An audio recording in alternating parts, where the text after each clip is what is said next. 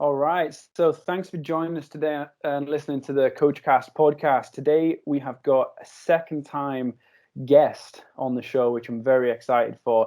We have Coach Lee Taft. Thanks for joining us, Lee. Oh, guys, thanks so much, Kris. Ash, I've been looking forward to this, and I always enjoy talking with you and following the information you put out as well. No, I appreciate that. So today is, I suppose, like we talked a little bit before we started recording, we want to touch on one or two different topics as well. And I think a lot of topics that are actually close to people's heart in and around COVID as well.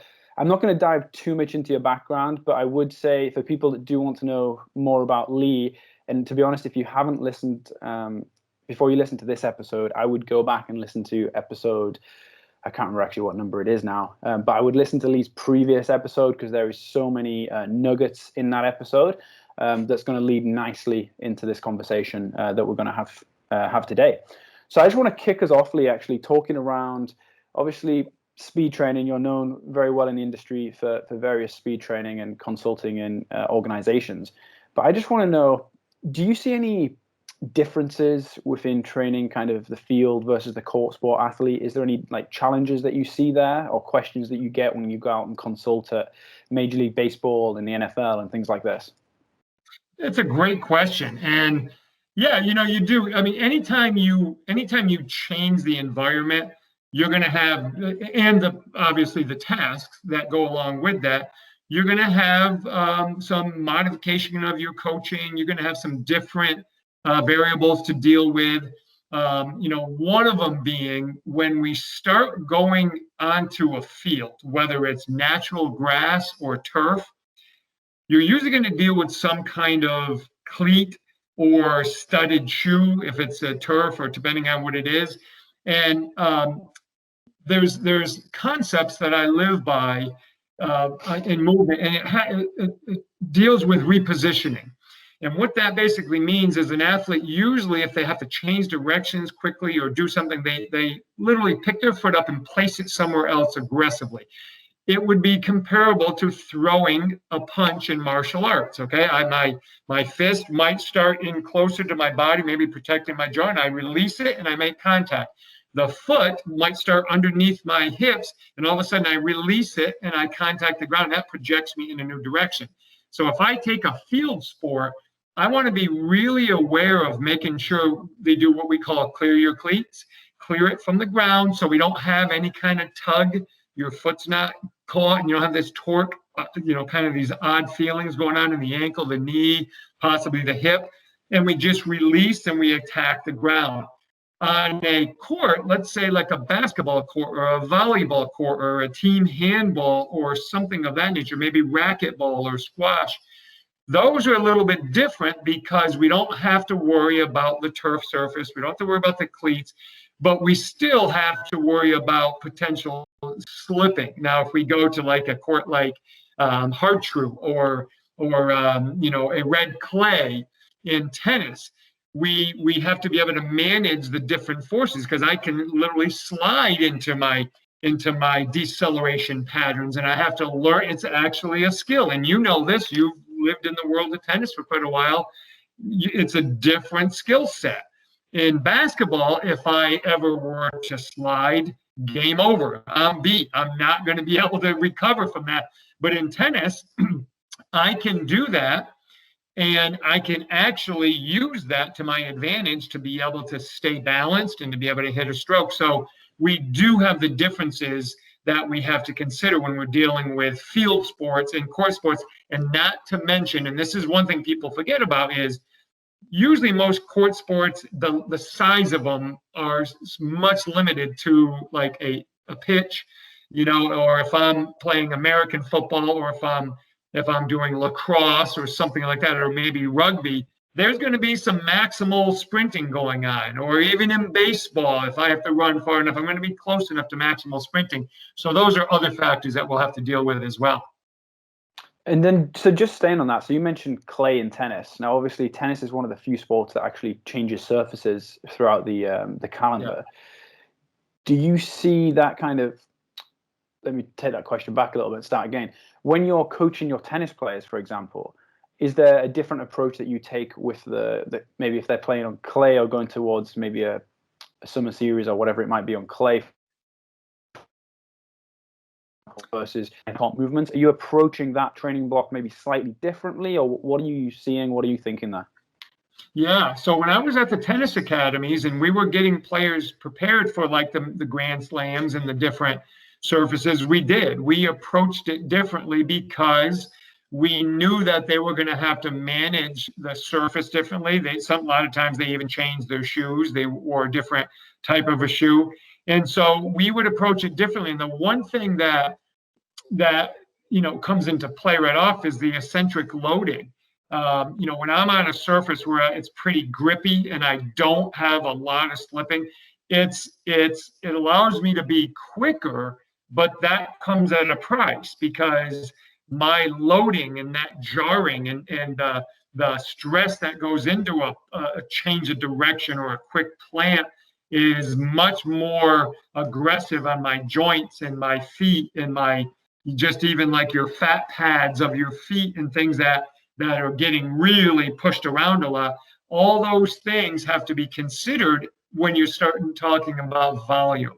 Because if you do too much change of direction throughout the week and they have tournaments, they're going to be sore. There's a good chance they're going to be sore, but you're also going to fatigue them differently than if they're playing on a surface where they don't have to deal with such great forces. Mm-hmm.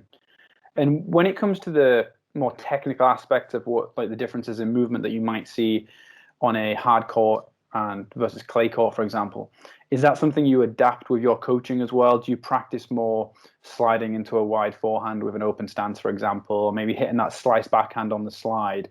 Is that something that you're discussing and adding into your toolbox almost as you're working with your players, or are you leaving that purely to the technical, tactical side? We do put a little bit of time into it, but when I used to be with the academies, a lot of it was because the coach would ask us to do that. They would say, hey, would you spend 15, 20 minutes working on their footwork on the court so that they can slide? Other than that, we didn't do a ton of work on that area unless the court surface that we had to move on was on either a clay or maybe a hard true surface or something of that nature where we could slide, or even grass if we happen to have a grass surface. But otherwise, we tried not to do too much of it, but we did address it, especially if we felt it was a need. But because they practice so much and they play so much on it, they usually get it. So we didn't have to do that. So we could focus on the variables of strength and mobility and stability, stuff that was really in our lane. Mm-hmm. Yeah, that seems quite interesting that you're talking about how different surfaces require different movements even. I just want to circle back a little bit to what you talked about with the field versus court sports as the maximum velocity component of it. So I know in your previous podcast with Kris, you guys talked about how maximum velocity was one of your 7 key movements that you look for. Yeah. I was wondering whether you see a different role it playing for like tennis athletes. So one of the debates I always have, what we always have in the office at work is, how much time do you need to spend doing sprinting, like maximal velocity sprinting with a tennis player? So I was wondering where might you kind of side on that argument of how much they need to do high speed sprinting? Yeah, that's a great question, Ash, because here's the thing. You got to look at sprinting.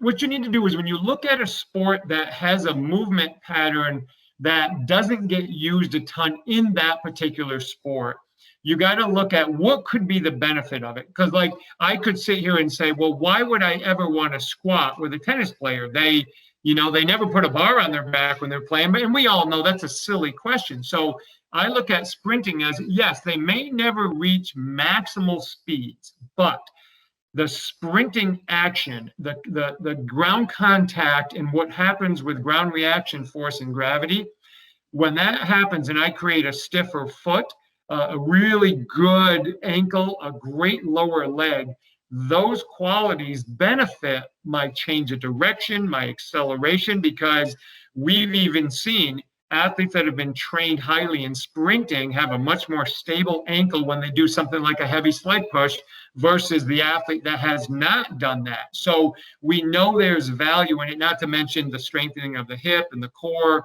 and all those things that it does. But this is the cool thing with it. I've always felt, and I've done this when I coached my athletes, even my basketball programs, once we've developed a capacity of sprint max velocity, all I had to do is once every 7 to 8 days, we hit a sprint session, and it might only be 4 reps of like 30 meters. And that's all we needed. And then that maintained that quality that we wanted to get out of the sprint. So it doesn't take up a lot of time. Yeah. I got a question sorry, Ash, go on.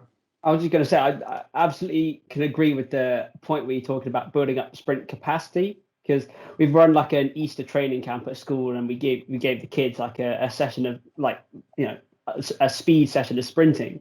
And I got a message from the coach next day saying, "Oh, the hammies are pretty sore now." I'm like, so yeah, you definitely have to build up to it before definitely going straight into getting them to racing for about 30 meters after each other.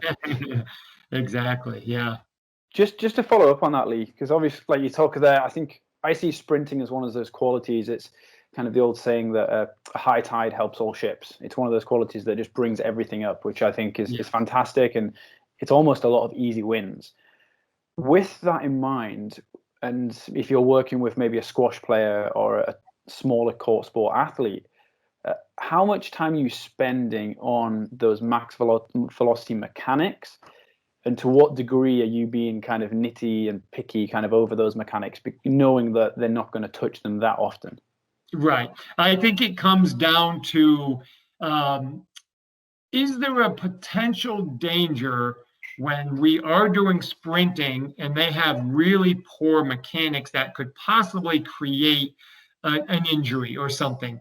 But for most athletes, as long as they have a proficient mechanics of sprinting, we're going to be okay with that. And kind of like Ash said, where the players were kind of sore in the hamstrings, we just progress them. But here's the thing: I have learned over the years to buy time and to buy space in my warm-up. So in the warm-up, I can do like a march, a skips, a runs. I can do dead leg drills. I can do wicket runs. I can do things that can allow me to work on the qualities of a max velocity sprint without actually doing it. I can do anklings. I can do things like that where I can get some benefit, but I can do that during the warm-up. So I'm not borrowing from any other time. I'm just using the time I have anyway and get the benefit there. Then when I'm scheduled to do actually max velocity, then obviously that's when I'm going to put in the work and the actual sprinting. But the other days, I'm working on max velocity postures, positions, elasticity, all those things every day. So it's kind of like if you do it every single day, it adds up volume by the end of the week, but I'm just doing it in the warm-up anyway, which they have to do. Mm-hmm. And I know I like that a lot. And then how much you're talking about various running drills there, your dead leg run, it's your A skips, B skips, etc., etc. Does that make up a big part of your kind of weekly training cycle, so to speak? Is that making up? I class that personally as almost special strength training, because you're not hitting those velocities, obviously, in the gym. For me, they're very important qualities that you can develop in the warm-up. Is that kind of how that looks for you? Yeah, absolutely. Yeah, it's like I said, you just kind of find time to do the things that you're going to get some benefit of, but it's really easy to push aside if you don't schedule it, because like you said, if you have a volleyball athlete, a squash player, you're thinking, oh, geez, they're never going to sprint that far anyway. So it's easy to push that aside. So if you schedule it and you have it in there, it just becomes a part of your prep period. Mm-hmm. Yeah, and Lee, thanks for I really guess really making an insight into talking about different types of strength training. And you also, what I took away from that max velocity section was almost using it as a tool to develop the qualities that you're after. And we know in the youth population, it's not always the same person's ready for exactly the same stimulus. So I was wondering if there was any differences you see in training I guess, those adolescent guys that are like 14 to 16 versus some of the guys who are a lot older, I guess 18 plus, young adults kind of guys? Is there much difference you see on the programming side of things? What I really love about this question, and I've talked about this a lot, and my philosophy has been for years, because like you, I was in a school setting. I've taught kindergarten all the way through 12th grade, and of course I've owned training facilities as well. So I've been around a lot. And what I found in my philosophy is there really is no age bias when it comes to movement, when it comes to athletic development. A 5-6-year-old can learn how to skip, they can learn how to run, they can learn how to change directions, they can jump, land, backpedal, they can all do that. There's no reason the nervous system can't be exposed to those patterns. That's the cool thing about I build my whole program around these 7 basic patterns. So regarding them actually performing the skills, I have no difference between my young kids and my older. What does change is how much exposure per session, per rep, per block of training. That changes how intense I go, my coaching cues, the way that drills. So for example, if the 3 of us were all in, let's say the 10-year-old, 9-10-year-old age group, a lot of those movements will be distributed to those athletes in a game format, some chase drills, some things, and then I can dribble in a little bit of teaching while they're doing it. But if the 3 of us are all getting ready to maybe compete at the high club level or university level, now we're going to be much more strict as to the mechanics, the accomplishment of hitting positions and postures, being accountable for being disciplined on the techniques that we use. As we're a 10-year-old, they're 10. They're not going to do things that well, because they're going to that detailed progression or detailed instruction that I give a young kid, it's going to change anyway when they go through their puberty and their growth spurt. It's going to change because everything changes. But an 18-year-old, they need to be held accountable to do things right if they want to reach the levels we want them to reach. So that's where the difference in the exercises comes from. Yeah, I think absolutely I can relate to seeing the different levels of engagement, I guess is the word that I like to use, in those younger guys versus the older kids. And I was just wondering if, as you probably have experience in a school setting especially, there's absolutely a wide bandwidth of A, engagement, and B, I guess, ability within a single session. I was wondering if you have any advices for those young coaches who might maybe struggle with adapting or being able to deliver a session when you've got such a variety of abilities within a session. You got any advice there for those guys? Yeah. So anytime you're going to teach so let's say if we're going to teach maybe it's going to be a change of direction drill. Maybe we're going to do like a shuttle run. They're going to run out 5 meters, going to come back, run out 10 meters, come back, something like that, something simple that everybody can visualize. What you want to do is you want to give everybody the same opportunity initially to go ahead and do it, because what you're doing is you're immediately giving all the athletes context, meaning if they do it really well or kind of struggle or fail at it, they have a difficult time, maybe they stumble, you've given them context. So now when I come back with what I call a corrective drill, so some type of drill that's going to help them, now I can address the points on each athlete. The one who nailed it and did a great job, I can put more emphasis into the intensity of it, being sharper, being more accurate with their foot and body position.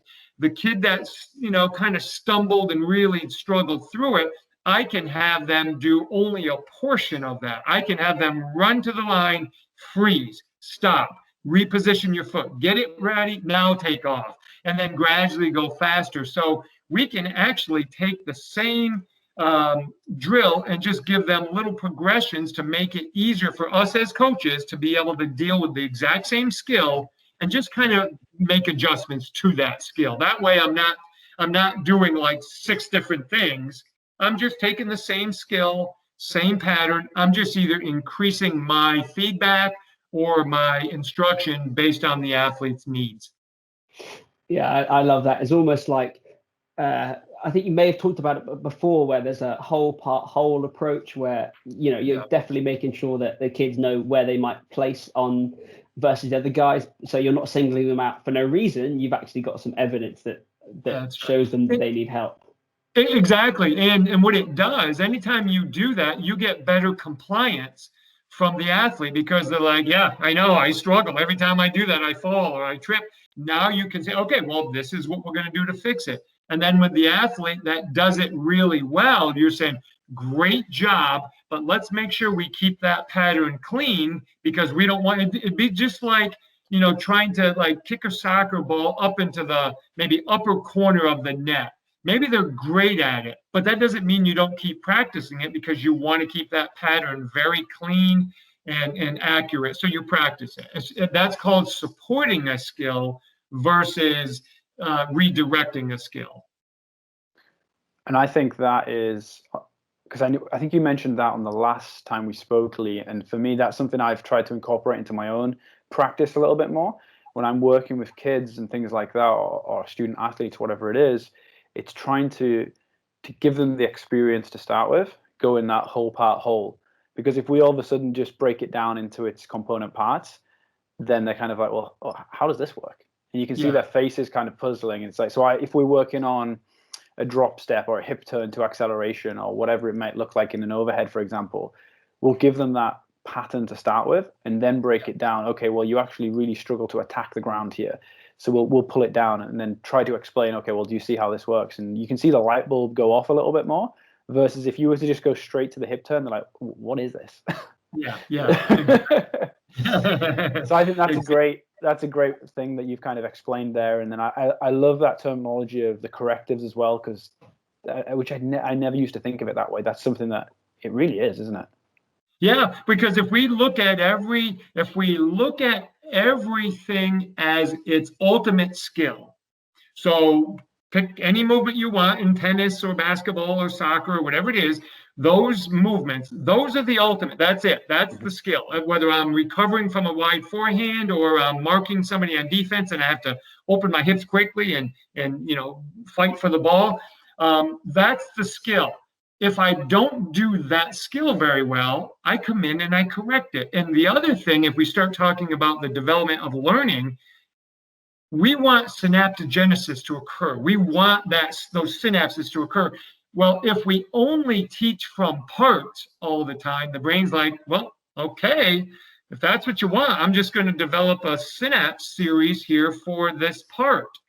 Well, that's not what you want when you're out on the tennis court or on the pitch or on the basketball court. You want the whole skill.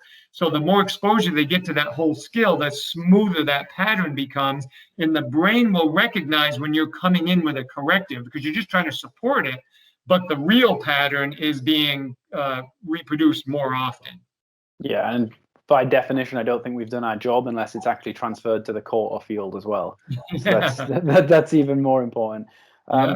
I just want to kind of pick up a little bit, just going back to Ash's original question, actually. So he obviously talked about the adolescent versus maybe the young adult and saying, okay, is there any difference? And we've kind of said no, but it's just more the drill that we give them necessarily in whether it's a game versus a more prescriptive kind of drill selection. Let's just say that.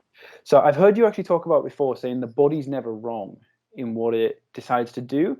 It's just maybe the option it chooses or something like that. I could have completely quoted you wrong there, so apologies. But do you mind just talking about that? Because people would say, okay, if you come down to like dynamic systems theory and things like this, how you shape that learning environment and everything else, do you mind kind of getting into that a little bit? Because in theory, if we were to say, okay, well, the body's never wrong, then surely we don't have a job. Do you know what I mean? So I think some people might take it to the extreme and think that. So do you mind kind of just getting into the details of, okay, well, maybe the body's not wrong. It's just adapting to the situation that it's dealt with, but we've got to maybe make those preceding steps better. That's right. Yes. And this is where I want to clarify that, because so what I'm saying is when an athlete performs an action and that action does not fit the model of that movement. So let's say let's say we're doing a model of a triple jumper. Okay. In our heads, we can picture what that looks like. We can picture the flight time, the big separation of the legs, ground contact, boom, they pop off, and we can see it.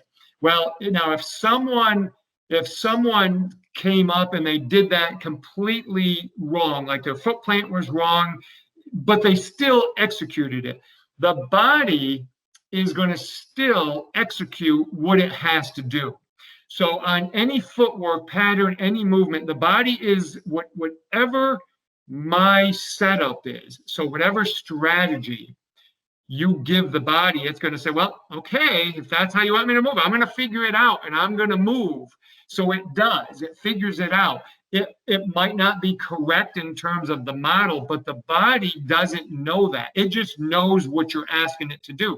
So if I told you, Kris, I want you to shuffle as fast as you can to your left, but you have to touch your feet together. You got to start with your feet together. They cannot be apart and they can't be wide. Your brain's going to say, well, all right, I can do it, but it's not going to look pretty on that first step. So my point is the body's not wrong. It's doing what you're asking it to do. The solution might not look like the model that we want as we're in a basketball player or a tennis player ready to return a serve. They're going to get wide, they're ready to move right or left or on an angle.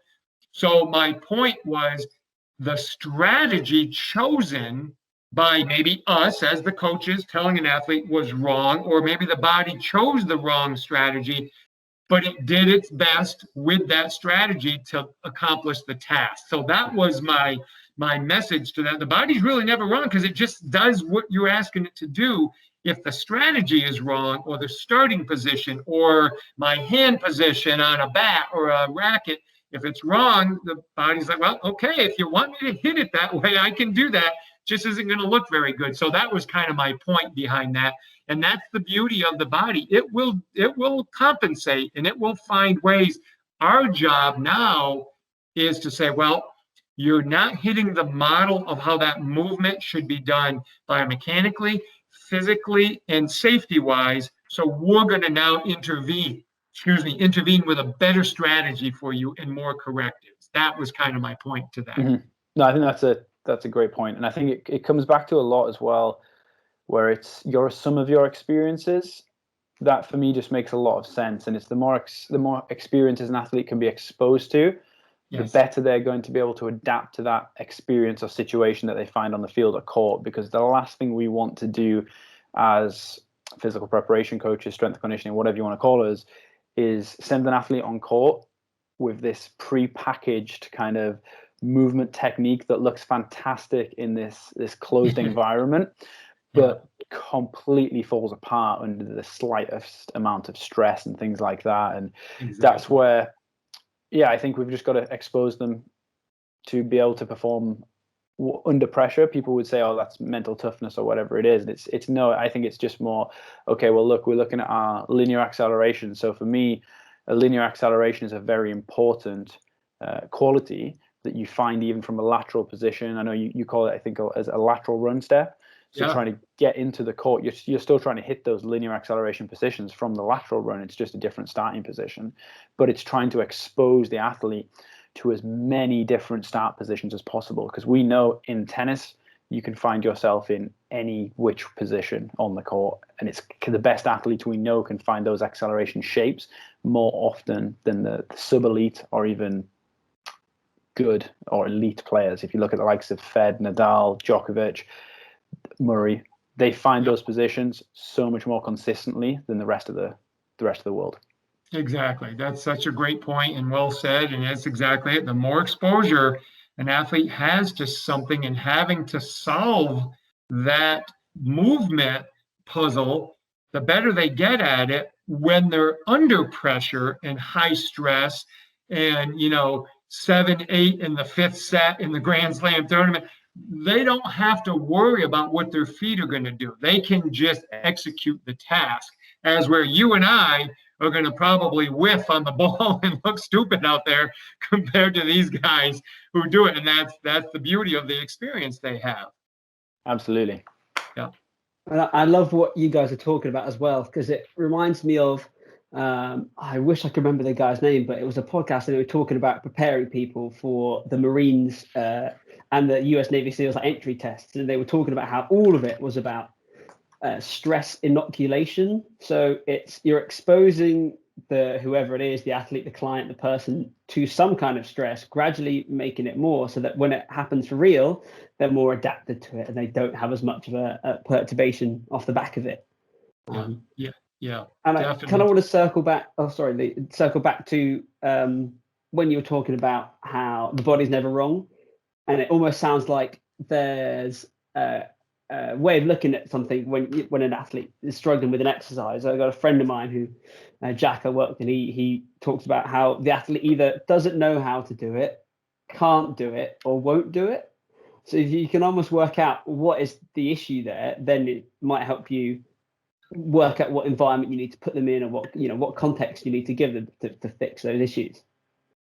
Yeah, exactly. And that's it. It's so what happens is, and this is the importance of us coaches, is if we prescribe you've heard this before, if we prescribe the wrong drug in medicine, right, there could be a bad outcome.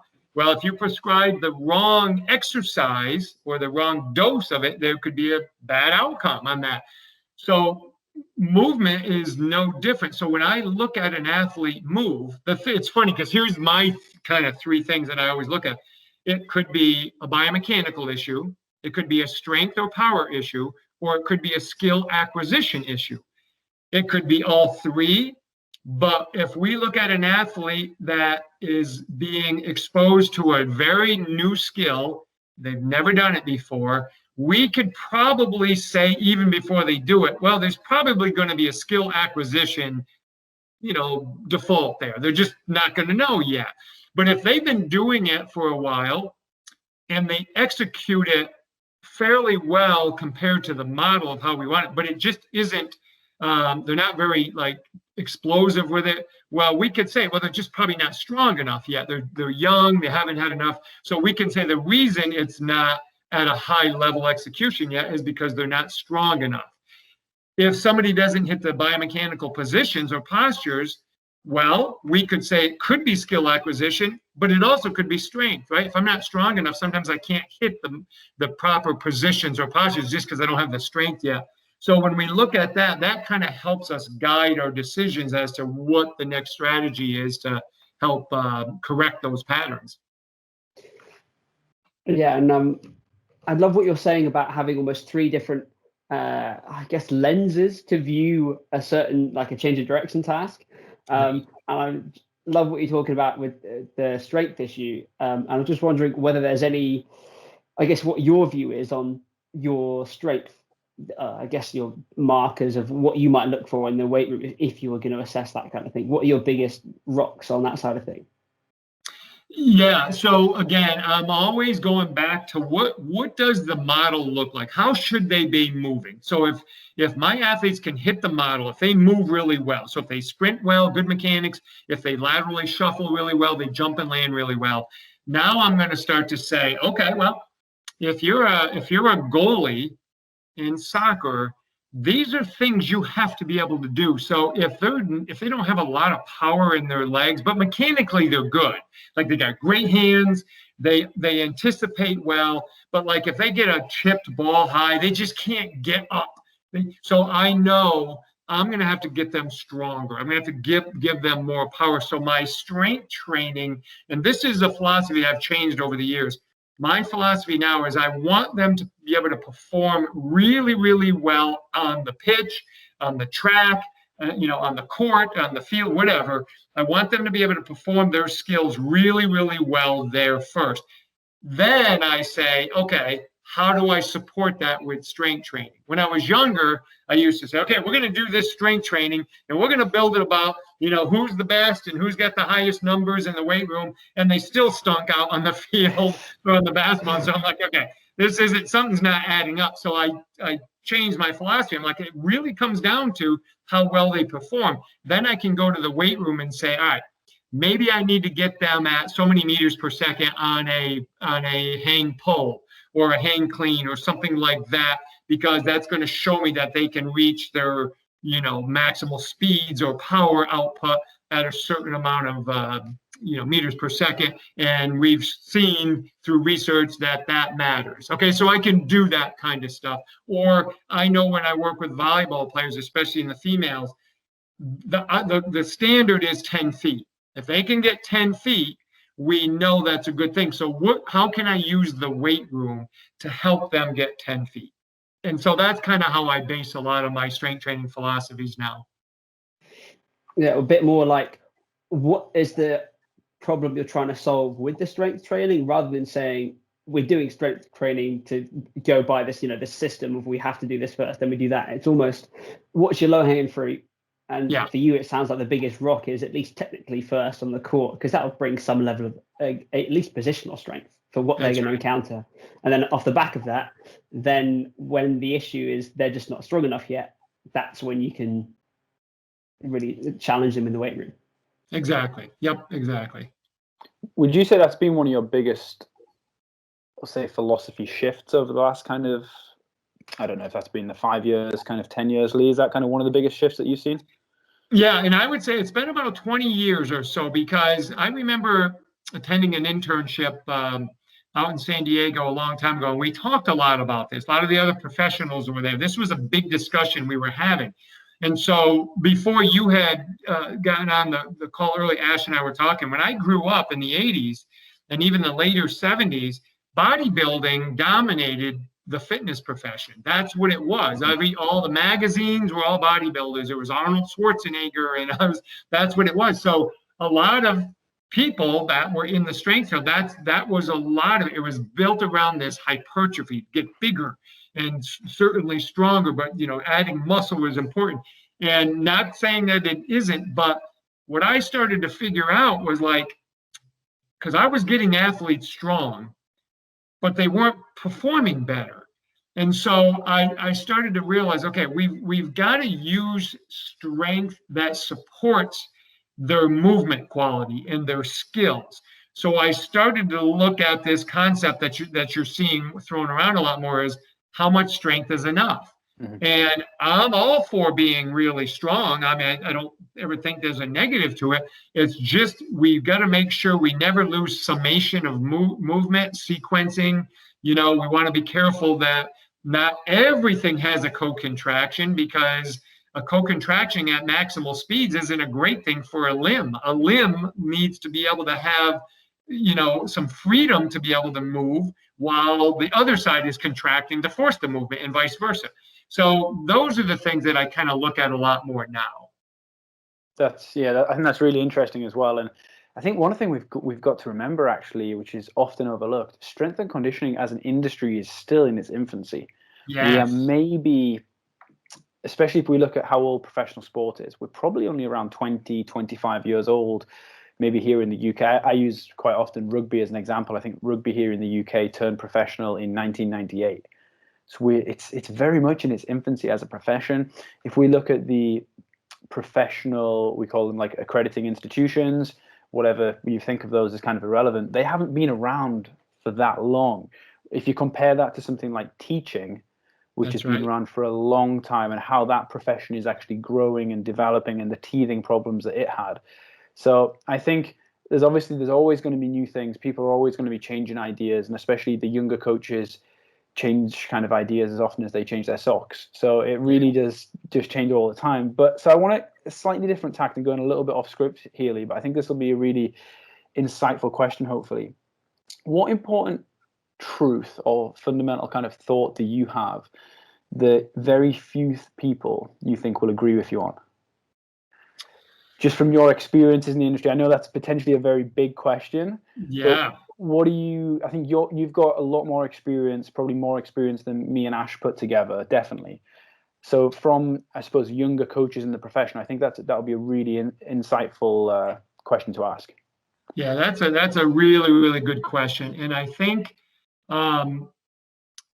probably the one area that I catch more conversation on, or not that people are always just hardcore in disagreement with me, but they don't understand it completely where I'm coming from, is this concept of guided discovery and solution-oriented, because this is one thing that I've found over the years is the greatest skill any athlete can learn is how to read their situation. Mm-hmm. And you mentioned it earlier. When you were talking about, advanced, the Federers and those guys, like they read quicker than anyone what could potentially happen in a point.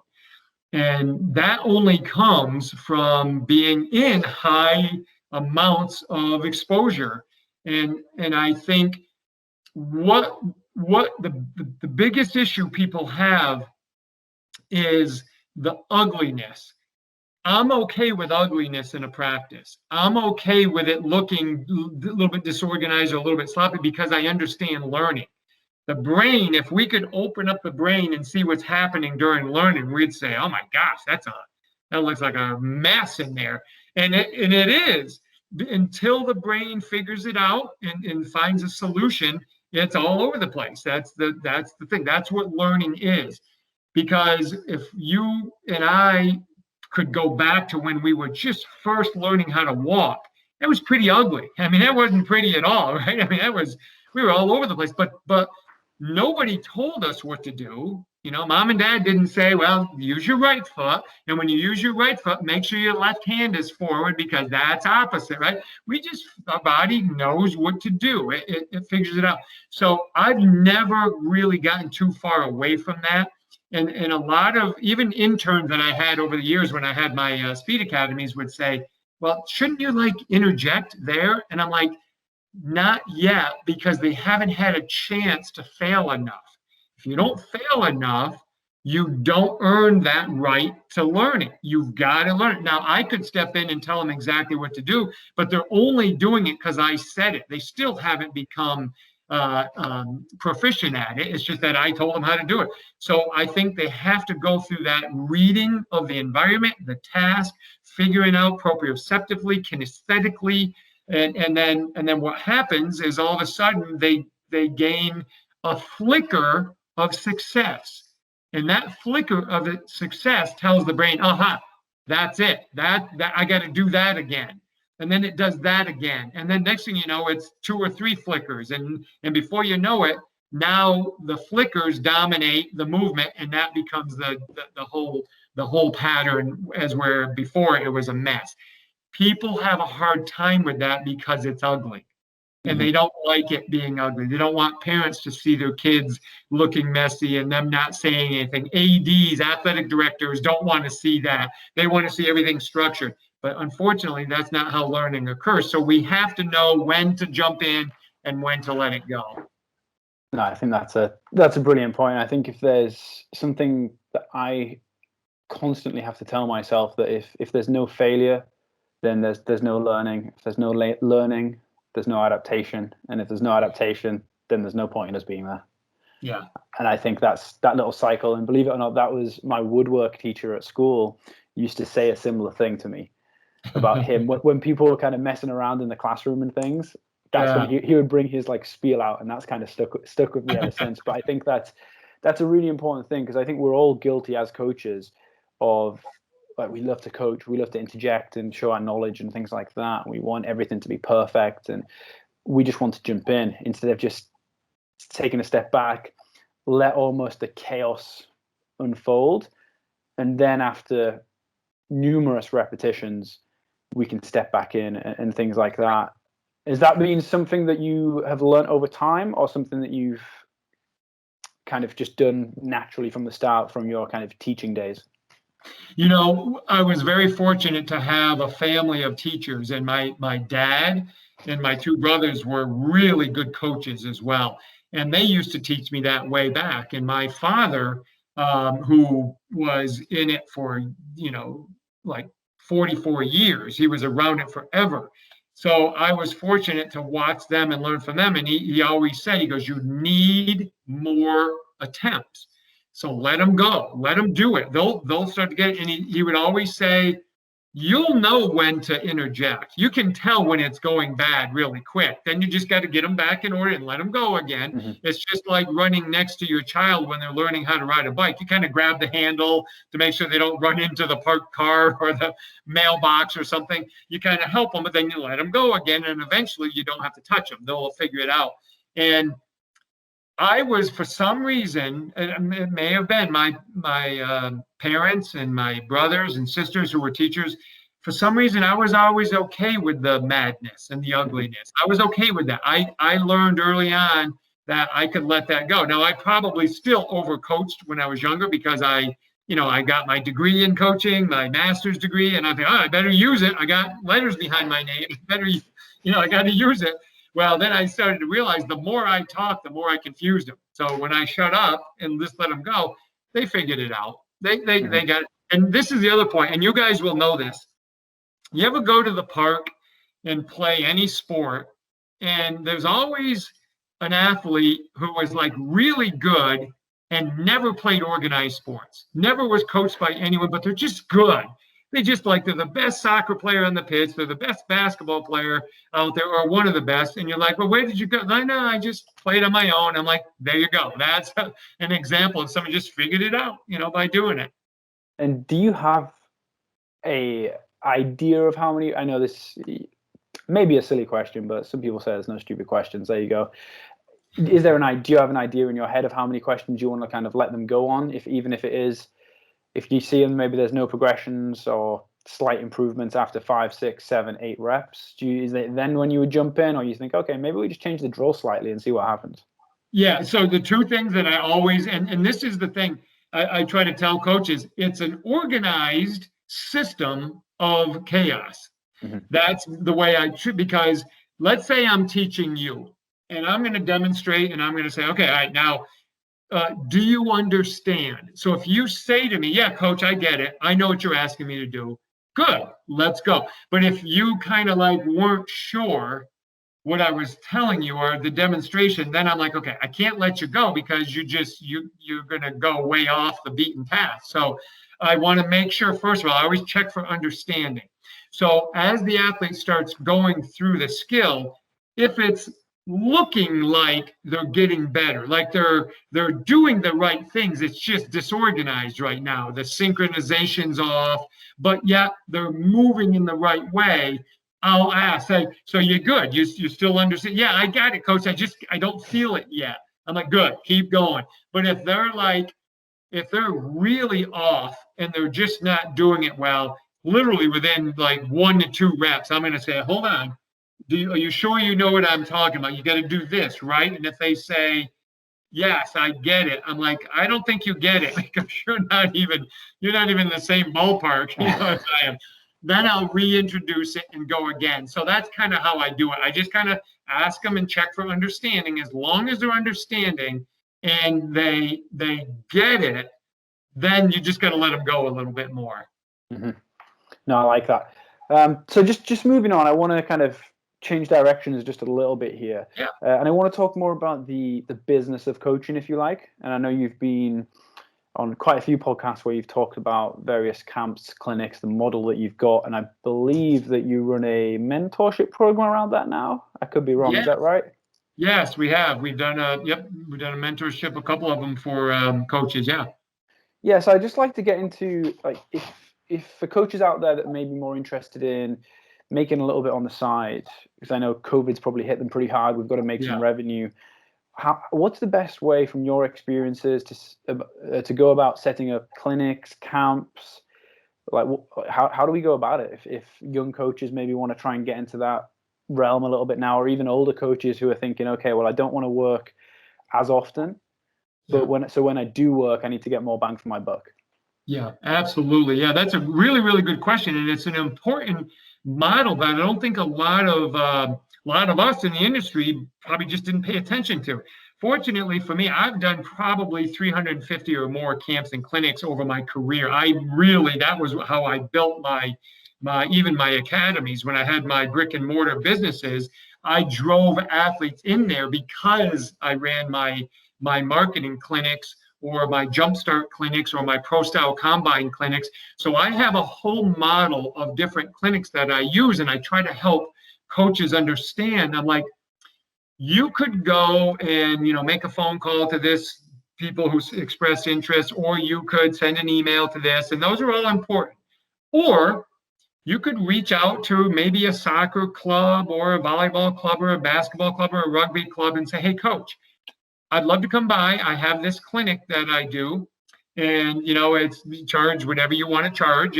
Maybe it's a low amount of money because you're just trying to get exposure. But maybe if you charge like American dollars, say you charge $50 and you went into a 2-hour clinic, but you had 50 kids. Okay, that's a pretty good chunk of money. You go in for 2 hours, do that. That's $2,500 you're making for 2 hours on going and teaching what we do anyway. Teach how to run properly, how to change direction. If you want to make it sport specific, if I want to go in and do a lacrosse or a rugby or a tennis clinic, you go in and you do that. So what you're doing is you're exposing your skill set as a coach, and there's going to be a certain population of those athletes that you work with that say, hey, I want more. That was fun. That was good. I learned. I want to do more. Now you can draw them to your brick and mortar business. Or in a time like when COVID, where we're kind of locked down, you can actually, and I've actually helped a couple of coaches make, like $5,000 very quickly doing camps and clinics online. Believe it or not, you can do these online. And the way that you do them is the same that you would do it in person, you demonstrate and do the skills. You have it so that they can log in and they watch the videos. They see the written document, which has all the programs, how many sets, reps, rest periods, and they just follow it. And then you meet with them weekly to discuss it. And you could have 30 athletes on with you, and you're on a Zoom call or a call like this, and you answer any of their questions. You talk about the last week. You talk about the upcoming week. This has been I'm actually doing one right now. I have athletes from actually one in Canada, different parts of the States, and it goes really, really well. And so camps and clinics is a great way to make more money, to give you more exposure for your brick and mortar performance facility. And it's an outstanding way to make you an authority in the eyes of camp directors, club directors, school coaches, people that you want to impress. They're fantastic for that. And you choose the model that you want that's going to fit your situation best. Mm-hmm. And then with that, the sessions themselves, are you taking a more structured view to the development? Let's just say it's a general speed camp. Are you saying, okay, well, I've got 2 hours, I'm going to smash through all of my 7 fundamental movement patterns? Or am I maybe picking a few of those and just going into the nitty gritty? Or the flip side, and I'm guessing this is more dependent on the audience and the age group you're working with, just keeping it really fun, lots of chase games, things like that. How kind of into the nitty gritty are you planning on getting in those sessions so you give the most value for money you can? Exactly. So if I'm doing there's many schools that will bring me in to work with their programs, and we do what's called a jumpstart speed clinic. It's 2 hours. I show them the 7 patterns, and because I have 2 hours, I can put a decent amount of time on each one of those. And we talk about how to move most efficiently, the positions, and then I give multiple correctives. And I'll even ask the coaches or parents to come. They can watch, they can take pictures and video and watch and see what I'm doing so that they can take it and do it at home. So we'll expose them like that. But now the best format is to do a clinic series. So I might say, hey, over the next 5 weeks, I'm going to do a series of clinics. Now, when I do that, each day usually represents a movement pattern, maybe 2. So my very first one might be linear acceleration. So I take linear acceleration, we break down the mechanics, but then we give variety. So we'll give, maybe starting laterally, maybe starting half kneeling, maybe doing a hip turn into acceleration. And then we'll do my tier system where they react to each other, things of that nature. And we'll go about an hour. And then next week, we'll attack maybe lateral acceleration.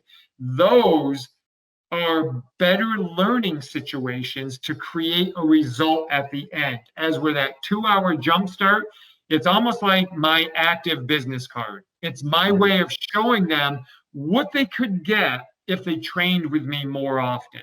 Because especially if they only say, hey, we just want to do one clinic, I'll show them all this stuff so they can use that or train with me. But if they say, hey, we really want to get better at this, I'll say, well, let's do a series of these over the next 4, 5, 6 weeks, and then I can really dive in on each one of these. So that just depends on what you want. And then the games are always a part of it. Always. Even my other ones, we always finish with fun games, because I always said, if you want people to come back, leave them laughing. You got to have fun at the end. I couldn't agree more with that last statement. I've been writing our curriculum of what our new athletic development curriculum, and my main KPI is enjoyment. Yes. And I think that's just got to be it. Like, it doesn't matter the level of athlete you're working with. It can be a 10-year-old, it can be a 22-year-old collegiate or even pro athlete. If they're not enjoying it, they don't care. That's right. Simple as that. Yeah. I just want to follow up quickly, Lee, just on that, on talking about price points and things like that, because people I know get really sticky on prices and things, not sure whether to go highball it, lowball it.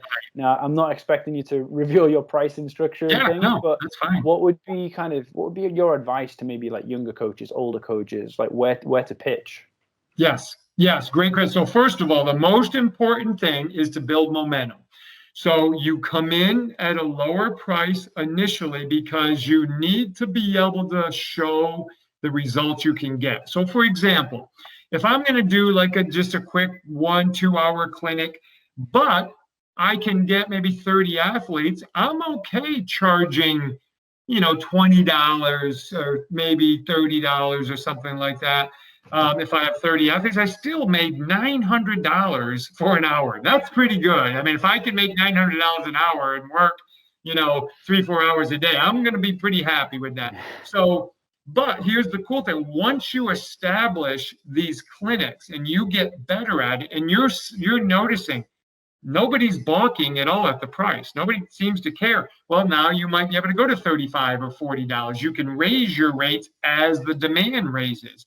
Mm-hmm. So start low, and then you add price as you go through it. And here's the other point. The more specialized you are, the higher you can price it. So for example, you gave an example earlier. You said, okay, let's say I'm going to do a general speed camp. Okay, general speed camp, there's a price point that I can probably get away with depending on where I live, right? So let's say it was $50 for a 2-hour camp, okay, per athlete, something like that. But if I said to you, okay, I'm going to run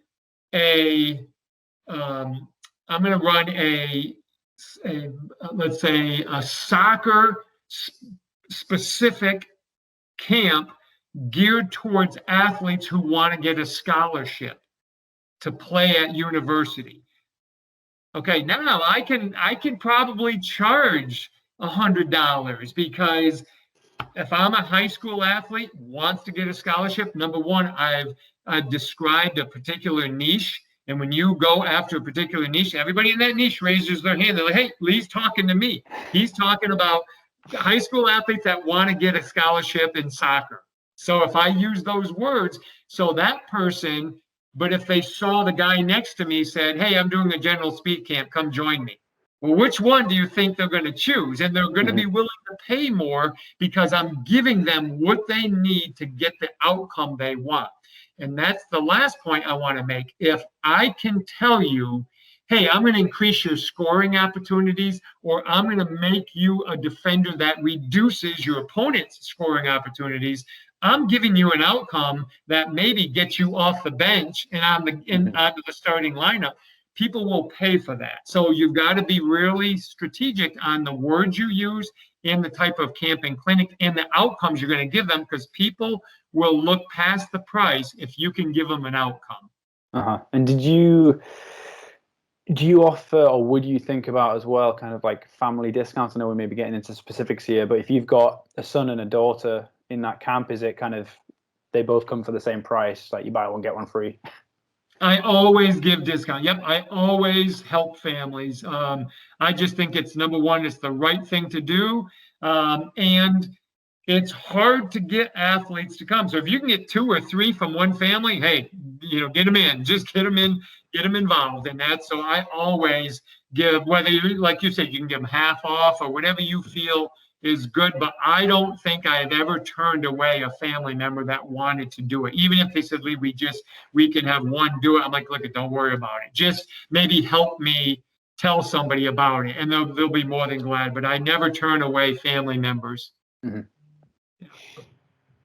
I absolutely love that perspective as well about helping people and getting as many people as you can in. And you've almost talked about how you would go about it, and maybe why you go about it as well. I was just wondering, maybe if you had an advice for those young coaches who want to start setting this up, but aren't necessarily sure they're at the right stage to set those kind of things up. I was going to ask, would you have any advice for those guys about when the right time is to start to set up these clinics? And maybe is there anything you kind of need on the back end, maybe systems or ideas that you believe in terms of speed or whatever the clinic is that you want to deliver? Absolutely. So here's the thing. Everybody's ready. Everybody's ready to do this. You just have to put your system together. So just like any other business model, you create your model of camps and clinics. I truly believe it's easier if you pick a niche. So if I say, hey, I'm a rugby speed coach, or I do basketball, speed and quickness, or maybe basketball skill, whatever, because it makes your marketing easier. I can now talk to that population. I can talk to my rugby athletes or my tennis or my whomever it is. When you don't talk to people, they don't listen. If you go general, because people are used to general things now, so they just kind of, it goes in one ear and out the other. But if I say, hey, this volleyball clinic is for all 8th grade volleyball girls who want to play on the highest level team next year. Well, every 8th grade volleyball girl is going to say, that's me. I want to do that. So I can pretty much guarantee myself I'm going to have a pretty active group of people because I called their number. I called them out. I said who they are. That's who I train. That's important. So anybody can start that now. Now, what you do from that point is you create your clinic. So what is your warm-up going to look like? Are you going to do maybe some CNS activation, some quick foot drills, ladder drills, whatever you want to do? What type of speed and jumping and power, what type of stuff are you going to do? Are you going to include strength training? Maybe you're doing it somewhere where they can do that. If not, build it out how you want it. And then the key to it is when you finish it. So if you're going to go and do one clinic, just a one-off clinic, you need to have something at the end to say, hey guys, this was amazing. Make sure you thank your parents, but hey, listen, don't forget, this coming weekend, I'm actually offering a program at my facility, and you guys are invited as my guest. Now you get them in your facility. Now you can sell them on your programs. And that's how I actually grew my Speed Academy. I would do these clinics, and then at the end, I would actually have like a piece of paper about this big. And I would give it to him, and it would say, I'm a guest of Lee Taft for this weekend's clinic at his facility. They loved it. I would get multiple kids, and then a lot of them would sign up. Next thing you know, I just signed up a bunch of kids off doing one little clinic at their school or at their club.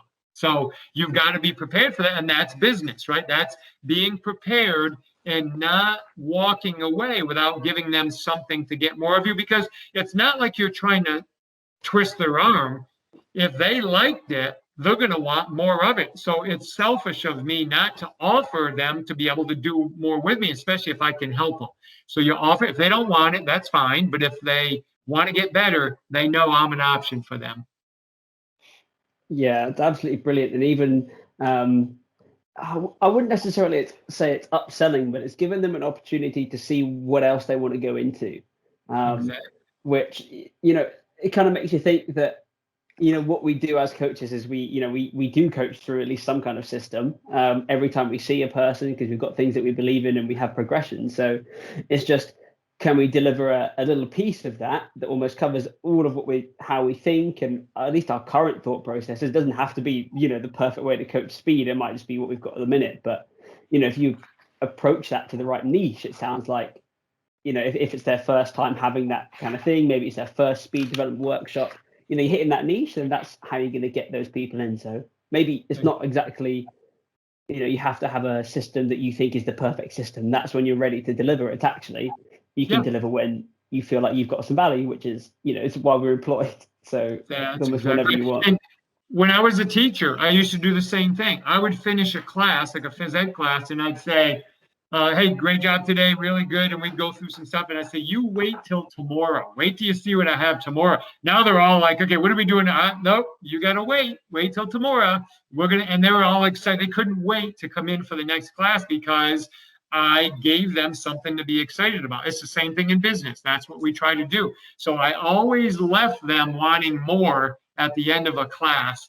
And that had nothing to do with selling them, trying to buy it, because they were my students. But I got them so excited to come back the next day. And I'd say, like, you wait till you see what we're going to do tomorrow. They're like, what are we doing? I'm like, sorry, you're going to wait till tomorrow. Then they couldn't wait to come in. Yeah. And even I think the biggest key there was almost letting them see or giving them an image of what they're going to do in the future. So nothing's like an isolated, it's not one session on its own. Right.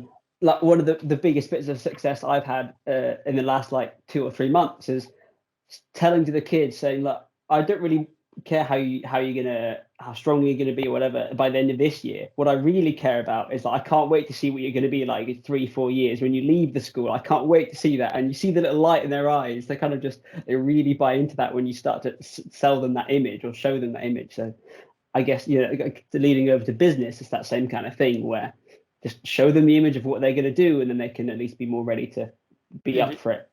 Exactly. That's a great point. Very well said. And I want to make one other point about when you get young coaches who don't feel ready to do camps and clinics, but they train athletes, like even in your case where you have a captive audience because you teach them in school.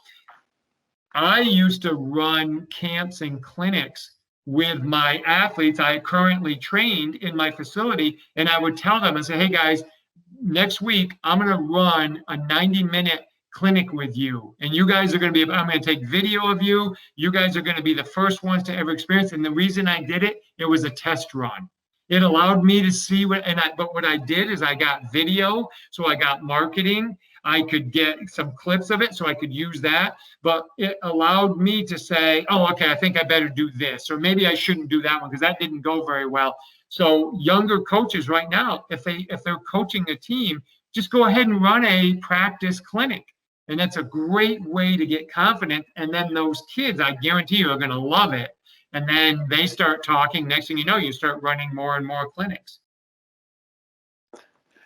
Perfect. I think that's a great point to kind of start wrapping it up on, Lee. I know we've kept you potentially a little bit longer than we promised we would. So apologies for that, but I think there's some great nuggets of information in there. Just to start kind of wrapping things up, is there any, well, I know you've got a few kind of resources and products and things out there. So where can people kind of find out about those? What would you recommend? I know you've got a very active social media. So do you mind just kind of pointing people to those various products and socials and things like that?